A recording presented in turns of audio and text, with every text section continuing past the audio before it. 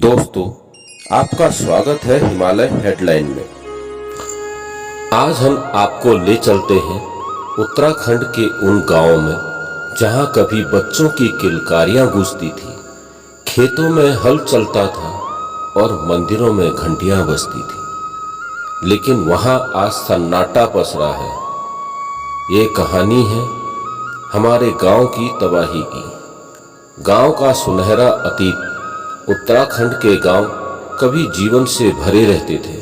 सुबह लोग खेतों में काम करने निकलते, महिलाएं घड़े में पानी भरकर लौटती।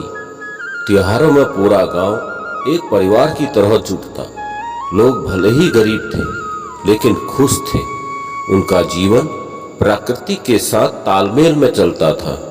लेकिन वक्त ने करवट ली और धीरे धीरे ये गांव वीरान हो गए। उत्तराखंड के गांव के उजड़ने के पीछे कई कारण हैं।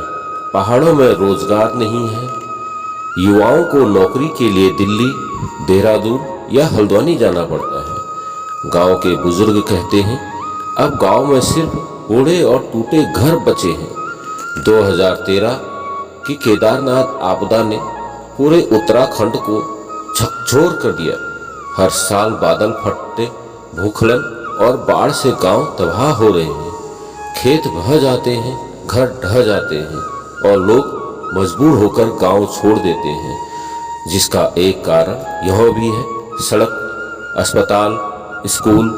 ये सुविधाएं आज भी कई गांवों में सपना है। जहां सड़क नहीं पहुंची, वहां से परिवार धीरे धीरे शहरों को पलायन कर गए। विकास के नाम पर बड़े बड़े प्रोजेक्ट बने, लेकिन गांवों की बुनियादी जरूरतें अनदेखी रही। एक गांव की असली कहानी। पौड़ी के एक छोटा सा गांव था गैरसण। गैरसण के पास कभी यहाँ 300 से ज्यादा लोग रहते थे। खेतों में धान और मडुआ लहलाता था। मेले त्योहारों पर पूरा गांव सज जाता था। लेकिन आज हालत यह है कि वहाँ मुश्किल से 15-20 बुजुर्ग बचे हैं। युवा सब शहरों में नौकरी करने चले गए। गांव के स्कूल में ताला लटक रहा है। मंदिरों की घंटियां अब सिर्फ त्योहारों पर बजती हैं। दोस्तों, पहाड़ अब सिर्फ पलायन की वजह से नहीं, बल्कि प्रकृति की प्रकोप से भी तबाह हो रहे हैं। चमोली में ग्लेशियर टूटने से ऋषिकेश गंगा प्रोजेक्ट तबाह हुआ। पिथौरागढ़ और टिहरी हर साल दर्जनों गांव भूस्खलन से प्रभावित होते हैं।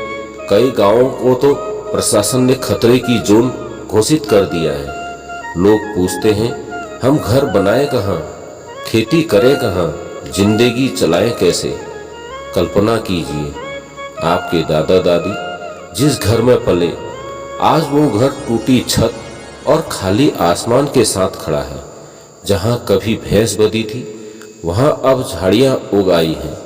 जहाँ बच्चे खेलते थे, वहाँ सिर्फ सन्नाटा है। क्या ये सिर्फ इमारतों का ढहना है? नहीं, ये हमारी जड़ों का टूटना है। गांव के बुजुर्ग कहते हैं हम तो यहीं मर खप जाएंगे, लेकिन हमारे बच्चे कभी लौट कर नहीं आएंगे। महिलाएं कहती हैं पानी लाने के लिए आधा किलोमीटर जाना पड़ता है, अस्पताल 5 किलोमीटर दूर है, हम कैसे रहें। युवा कहते हैं पढ़ाई के बाद नौकरी नहीं है, हम क्या करें। लेकिन दोस्तों, हम अंधेरे के बाद रोशनी आती है। उत्तराखंड के कुछ गांव फिर से बसने की कोशिश कर रहे हैं। कहीं होम स्टे और टूरिज्म से रोजगार मिल रहा है, कहीं जैविक खेती और जड़ी बूटी से युवाओं ने नए प्रयोग किए हैं। कुछ संगठन गांव में पानी और सड़क की सुविधाओं के लिए काम कर रहे हैं। यह साबित करता है कि अगर हम चाहें तो गांव को बचा सकते हैं। दोस्तों, गांव सिर्फ इमारतें नहीं हैं, वो हमारी संस्कृति, हमारी पहचान और हमारी आत्मा है। अगर गांव खत्म हो गए तो उत्तराखंड का असली चेहरा मिट जाएगा। आपका छोटा सा कदम, गांव की कहानियां साझा करना, स्थानीय उत्पाद खरीदना, गांव में बने होम स्टे में ठहरना, किसी गांव की उम्मीद को जिंदा रख सकता है। दोस्तों, ये थी हमारे गांव की तबाही की कहानी। ये सिर्फ आंकड़े नहीं, बल्कि हमारी आत्मा की पुकार है।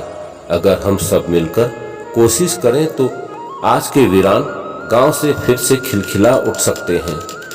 अगर आप भी चाहते हैं कि हमारी आवाज़ और दूर तक पहुंचे तो हिमालय हेडलाइन को सब्सक्राइब कीजिए, वीडियो को शेयर कीजिए और कमेंट करके बताइए क्या आपके गांव की भी यही कहानी है। क्योंकि याद रखिए, जब तक गांव जिंदा है तब तक उत्तराखंड जिंदा है। जय हिंद।